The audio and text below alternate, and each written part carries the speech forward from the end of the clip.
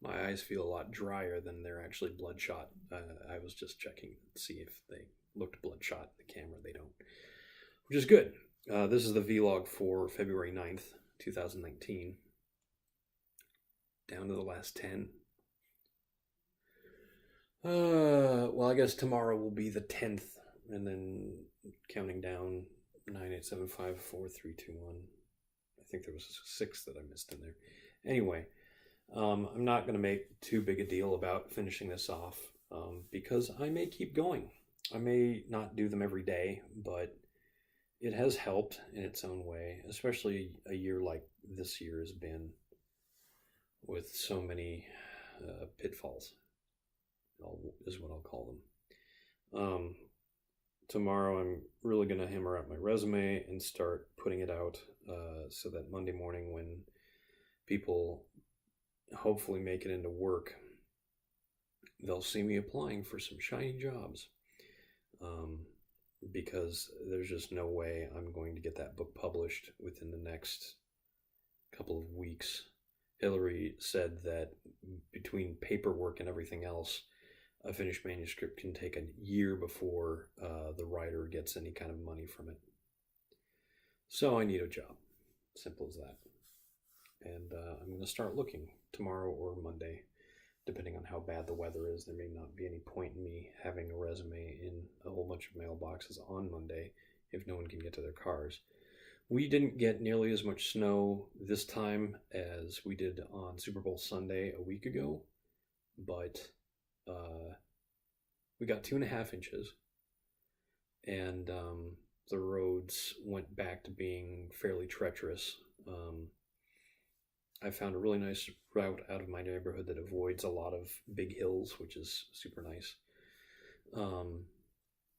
And not everything was closed, so I went down to Whole Foods and picked up some bread for my parents, who found that there wasn't any bread at their local Safeway. And while I was in town, I picked up ice scrapers, these really nice long ones. As someone who has had to scrape their car for a long period of time, and in fact, I occasionally had to scrape my dad's car in Minnesota as a favor to him, I can appreciate that a little short handle thing doesn't give you the leverage you really need to scrape really nasty ice. Having a long pole, as much as it seems like it's unwieldy and unnecessary, is actually really useful. And the other end of the pole on these is a brush, and this saves you the trouble of having the brush and the scraper on the same end. And sometimes when you're brushing your car, like when I usually do, I worry that I'm going to scratch the paint by smacking the scraper part against the car. So these scrapers solve that problem. I picked up 2. My dad had given me one, so I paid him back by getting him another one and getting one for my mom as well. Although she does not drive in the snow. She just doesn't. So my dad might just end up putting them in his truck and his car. We'll see. The rest of my day has been playing Subnautica. I've been having a grand old time. It really is a testament to how you can tell a story without NPCs. Now, you can make the argument that the computer, which is telling you all this stuff, is an NPC. And sometimes the computerized voice is kind of wry, funny, deadpan snarker kind of a situation when it delivers you information. Such as, after a few days of swimming around, it says your bio readout scan is complete. You have exceeded your weekly exercise goal by 500%. The indication is that swimming was your favorite activity. Basically like an app on your phone that tells you how many steps you took and what your preferred mode of exercise is.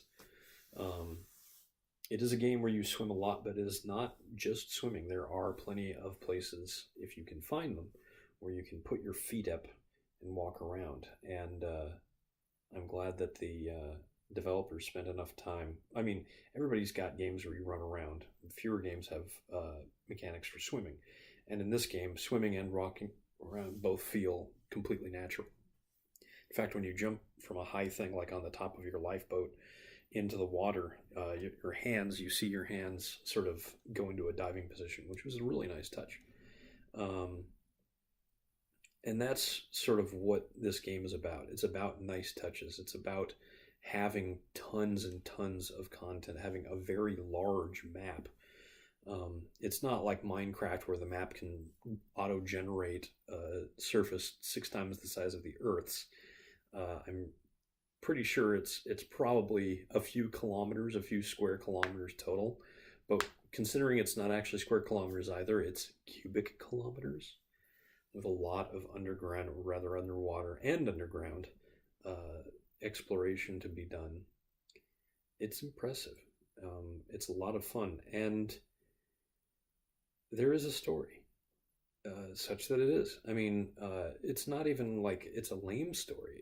It's a story that's semi-procedural. You'll get radio signals about survivors that need help. Unfortunately, I've never found one that was still alive when I got there, and I get the feeling that most of them are intended to not be alive whenever you actually find their rafts. But you always find a little PDA um, tablet kind of a thing that explains their fate, what they were doing, why they were on the ship maybe before it went under. And speaking of the ship, I tried to explore it today and had very little luck, even with my kitted out little undersea vehicle.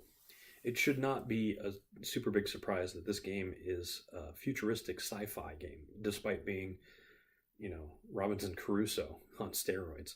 Um, the ship that crashes is a spaceship, and all of the stuff that you're doing with very high-tech gadgets.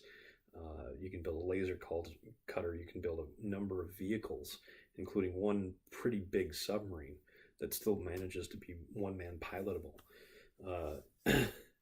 I haven't gotten that far yet, but I got to a significant part in the story where you look like you're going to be rescued, and then you aren't. I guess that's a bit of a spoiler, but I won't go into too many details. But the feeling that this elicited in me, that this, oh hey, finally I'm going to get out of here, and then no, I'm not. I'm stuck, and it was very sorrowful, and it felt very legitimate.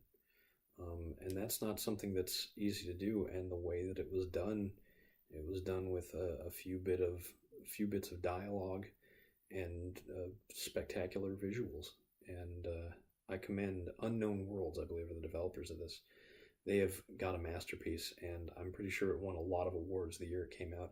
I'm not even sure when it came out, but Subnautica Below Zero, I think, is their new expansion. It's actually a completely different game with different characters in a very different setting, but the same basic mechanics.